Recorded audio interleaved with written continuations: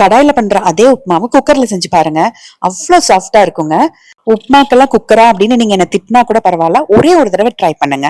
நான் இன்னைக்கு 3 பேருக்கு 2 டம்ளர் அளவுக்கு ரவை எடுக்க போறேன். அதுக்கு 2 பெரிய வெங்காயம், கொஞ்சம் கருவேப்பிலை, இஞ்சி, ஒரு 5 வரமிளகாய் எடுத்துக்கலாம். இந்த உப்புமாக்கு, சம்பா ரவை உப்புமாக்கு வரமிளகா காரம் ரொம்ப நல்லா இருக்கும். நீங்க கலந்து கூட எடுத்துக்கலாம். வெள்ளை ரவை உப்புமாக்கு பச்சை மிளகாய் நல்லா இருக்கும். நீங்க சின்ன வெங்காயம் கூட சேர்த்துக்கலாம். சின்ன வெங்காயம் சேர்த்துனீங்கன்னா இன்னும் ருசியா இருக்கும். வெங்காயம் நீள நீளமா வெட்டியாச்சு. இஞ்சி கட் பண்ணி இடிச்சு வச்சிருக்கேன். வரமிளகாய் கிள்ளி வச்சிருக்கேங்க. கேரட், பீன்ஸ், பட்டாணி சேர்க்கிற மாதிரி இருந்ததுன்னா ஒரு பெரிய வெங்காயம் எடுத்துக்கோங்க, போதும். ஒரு குக்கர் அடுப்புல வச்சுட்டு ஒரு 5 ஸ்பூன் அளவுக்கு கடலை எண்ணெய் சேர்த்திக்கிறேங்க. எண்ணெய் சூடானதுமே கடுகு சேர்த்து, கடுகு பொரிஞ்சதுக்கு அப்புறமா தாராளமா கடலை பருப்பு, உளுந்து பருப்பு சேர்த்துக்கோங்க. உங்ககிட்ட முந்திரி இருந்தா முந்திரி கூட சேர்த்துக்கோங்க, ரொம்ப நல்லா இருக்கும். கொஞ்சம் இது பொன்னிறமா வறுபடட்டும். இதுக்கப்புறமா நம்ம வெட்டி வச்சிருக்க வெங்காயம், வரமிளகாய், இஞ்சி, கருவேப்பிலை எல்லாமே ஒன்னா சேர்த்திக்கிறேன். நீங்க வேணும்னா ஒரு தக்காளி கூட சேர்த்துக்கோங்க. தக்காளி சேர்க்கிற மாதிரி இருந்ததுன்னா வெங்காயம் வதங்கினதுக்கு அப்புறமா சேர்த்துக்கோங்க.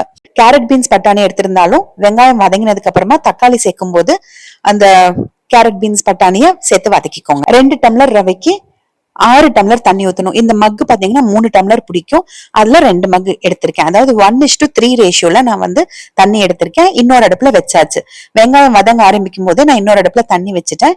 தண்ணியும் சூடாயிட்டு இருக்கு. வெங்காயம் நல்லா வதங்கினதுக்கு அப்புறமா 2 டம்ளர் ரவை சேர்க்கிறேங்க. இந்த டம்ளர் பாத்தீங்கன்னா 150 கிராம் டம்ளர். இப்ப சிம்ல வச்சுட்டு நல்லா வறுக்கணும். இப்ப நம்ம வச்ச தண்ணியும் பாருங்களேன் நல்லா கொதிச்சுட்டு இருக்கு. இந்த டைம்ல ரவையும் வறுபட்டாச்சு. இப்போ அடுப்பை கம்ப்ளீட்டா சிம் பண்ணிட்டு அந்த தண்ணியை ஊத்தணும். தண்ணியும் ரொம்ப சூடா இருக்கு, கடாயும் சூடா இருக்கு.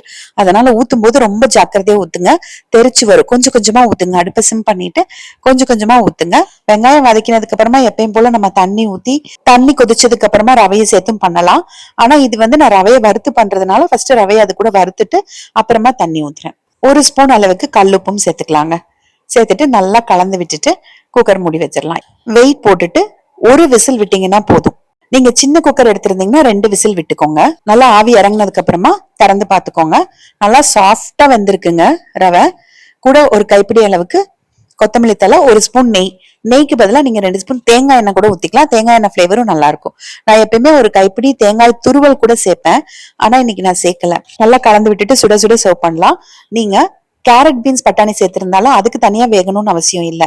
வெங்காயம் வதக்கினதுக்கு அப்புறமா தக்காளி, கேரட், பீன்ஸ், பட்டாணி எல்லாம் சேர்த்து வதக்கிட்டு அதே மாதிரி ரவையை சேர்த்து வதக்கிட்டு கொதிக்கிற தண்ணியை ஊத்திட்டு ஒரு விசில் விட்டீங்கன்னா போதும். இதுக்கு தொட்டுக்கருக்குன்னு பாத்தீங்கன்னா நாங்க கெட்டி தயிர் வச்சுக்கோம், இல்லைன்னா தேங்காய் சட்னி நல்லா இருக்கும்.